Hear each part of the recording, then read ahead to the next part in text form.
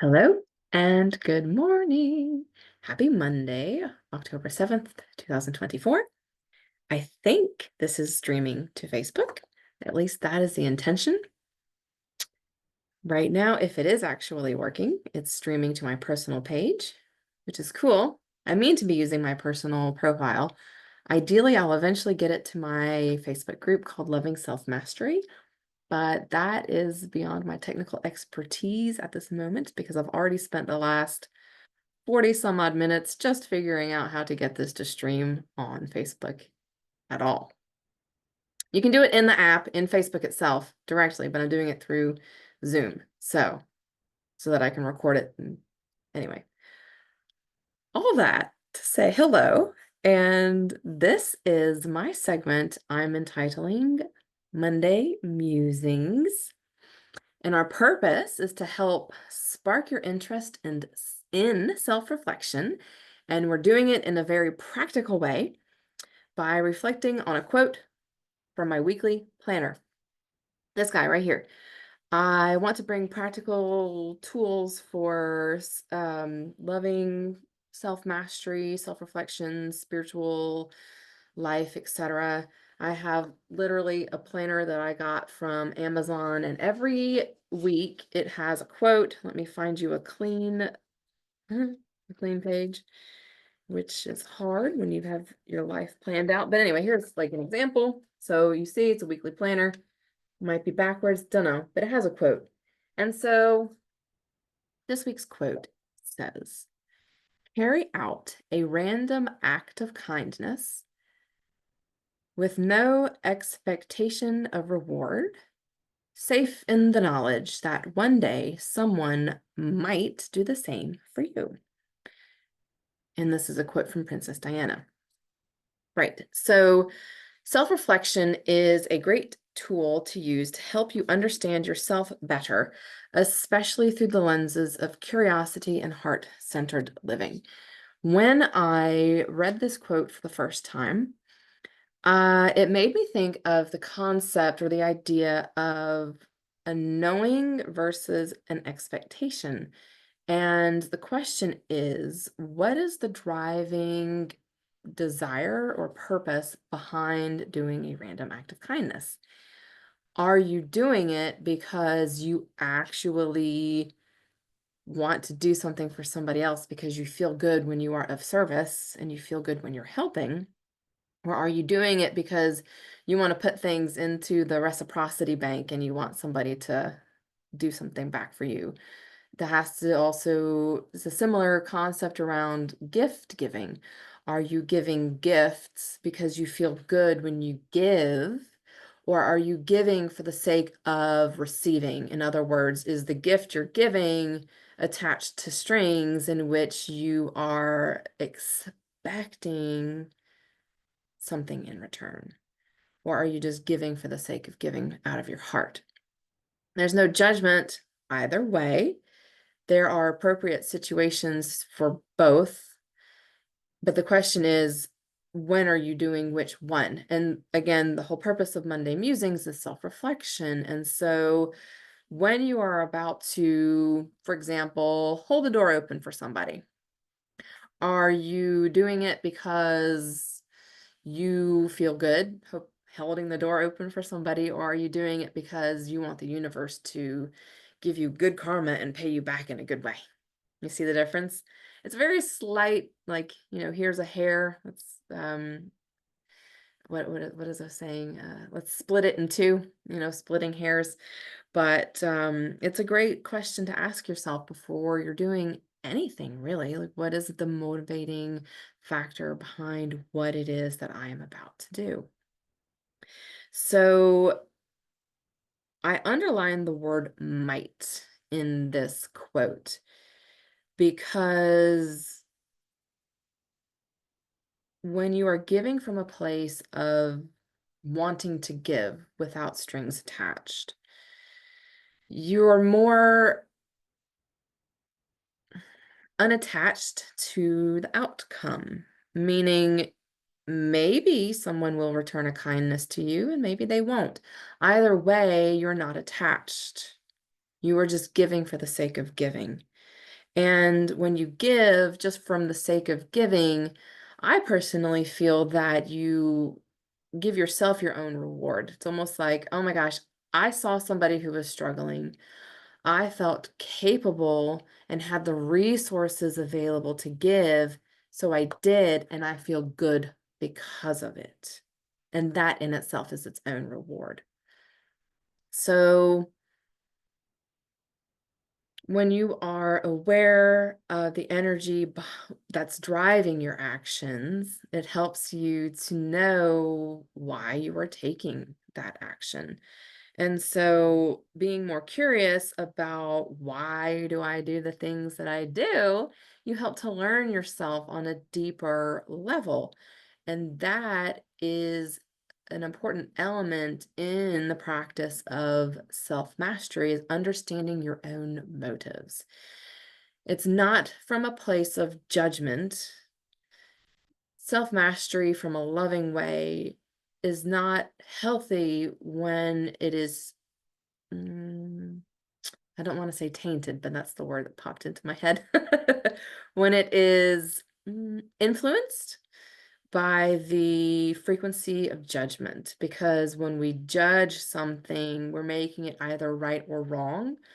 From my perspective, it's more neutral. I did this, it happened. If I didn't like it, I won't do it again. If I did like it, I will. So I'm not judging myself for having done it, but if I see that I did something that didn't make me feel good when I reflected back on it, I'm less likely to do it again. All of this in grand scheme is part of what I am starting to call heart-centered living. I am definitely not the first person to come up with this idea. In fact, I personally feel that there are no new ideas for humanity. We are basically just recycling the same repetitive cycles, the same repetitive stories, the same perspectives, but from our own personality. There is no one person who has lived the exact experiences in the exact same ways for however many years. So we do bring our own unique perspective to things, but there are only so many experiences that are available to any human, in my opinion. So again, it's all my opinion too. But again, with heart-centered living, and then you add curiosity to the mix, we begin to realize that we can reflect on ourselves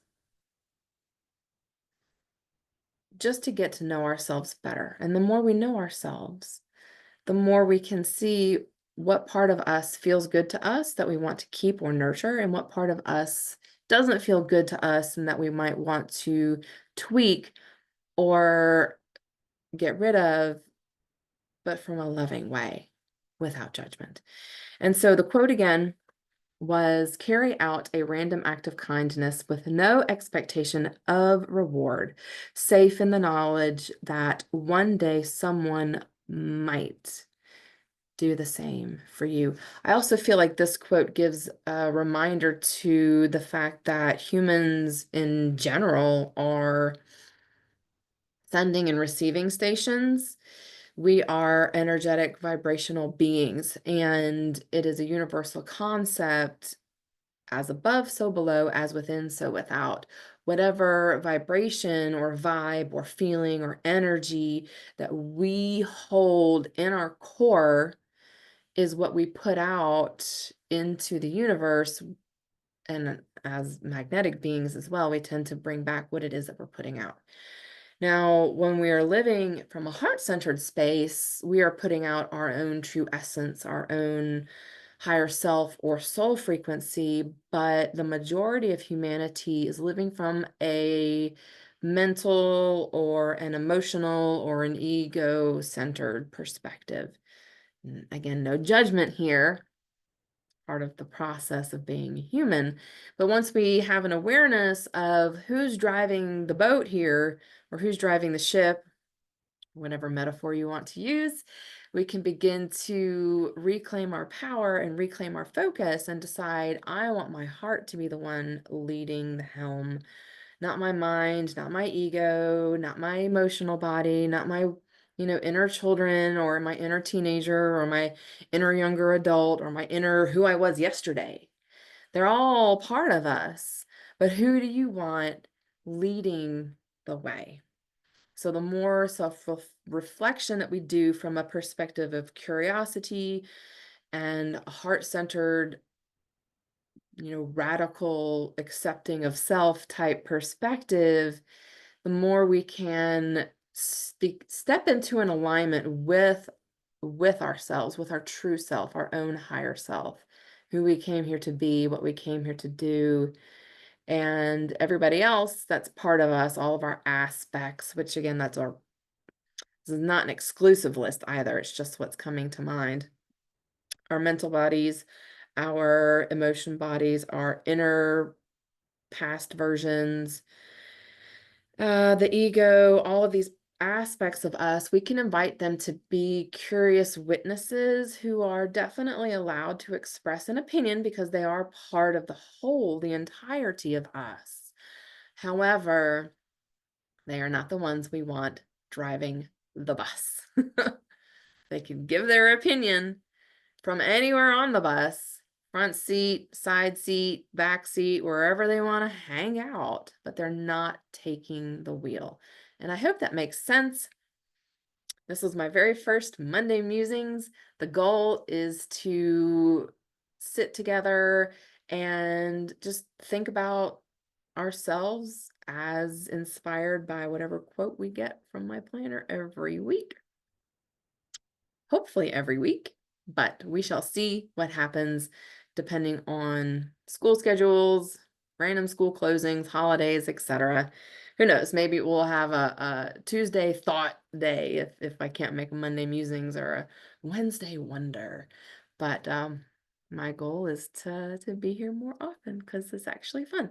I have a lot to give. I've done a lot of years of studying, and my spirit guides have very gently been nudging me a lot lately to get more public, although the gentleness has become a lot more.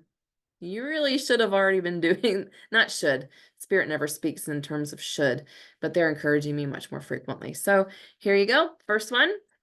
Have a blessed day, and just think on yourself. What is the driving force behind your actions? Is it from a place of neutrality and not attached to outcome, or are you taking certain actions from a perspective of expectation? Have a very blessed day and love to all. Nikki. Not really sure how I am supposed to end these things, but there we go. Bye.